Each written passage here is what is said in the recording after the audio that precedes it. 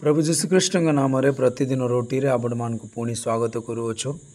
आज जून मास 25 तारीख मंगलवार दिन 2024 वर्ष। आज ध्यान हेउछि से जे खोलती एवं बंद करती, जे खोलती कहीं बंद करि पारिबे नहीं, बंद कले एवं कहीं खोली पारिबे नहीं। प्रकाशित वाक्य 3:7 पद। नूतन नियम रे फारूसी साधुकी एवं शास्त्री माने स्वर्ग राज्यर चाबी धरी निजको ईश्वर प्रतिनिधि भाव में विवेचना कले, किंतु वास्तव में सेमाने ही स्वर्ग राज्य को बंद करदेले।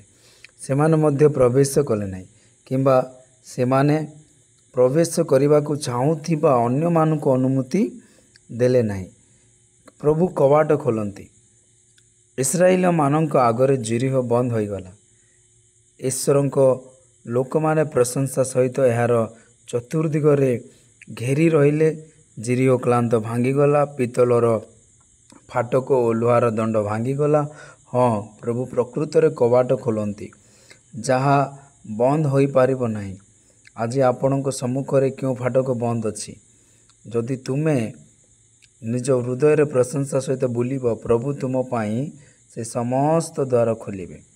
प्रभु प्रकृत में एफिसरे सुसमाचार प्रचार करिबा पाई प्रेरित पाउलंक पाई एक बड़ एवं अनुकूल द्वार खोली। प्रेरित 14:27 पद। इस्राएलिय माने मिस्र मुक्त हेबा पाई प्रभु द्वार खोलिबा को स्थिर कले। फारो एवं तांकर सैन्य माने फाटक बंद करने को चेष्टा कले। ईश्वर अनेक महामारी पठाइबा सत्वे फारो एथिरु निर्वृत्त हेले नहीं एवं से इस्राएल मान को स्वाधीनता देले नहीं। शेष में फारो एवं तांकर समस्त सैन्यबाहिनी लोहित सागर रे विनष्ट हेले। किंतु ईश्वर संतान मानक पाई प्रभु से मानक पाई एक आशीर्वाद द्वार खोलिले। आमर प्रभु जी बंद कर दियंती, जहाँ खोली जाई पारे नहीं। जदि प्रभु कवाट बंद करती, कहीं या खोली पारिबे नहीं। से जदि आकाश को बंद करती, तेबे वर्षा बिना दुर्भिक्ष हेब। जदि से तांकर आशीर्वाद बंद करती, तेबे सब स्थान अत्यधिक दरिद्र एवं दुख आसीब।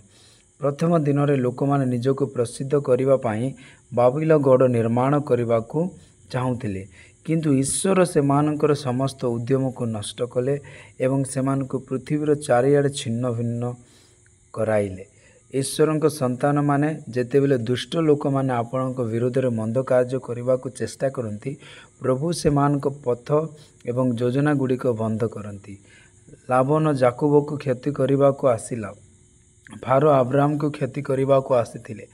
अभिमेलेक ईसाक को क्षति करने को आसीथिले, किंतु सदा प्रभु से समस्त मंद पथ बंद कले।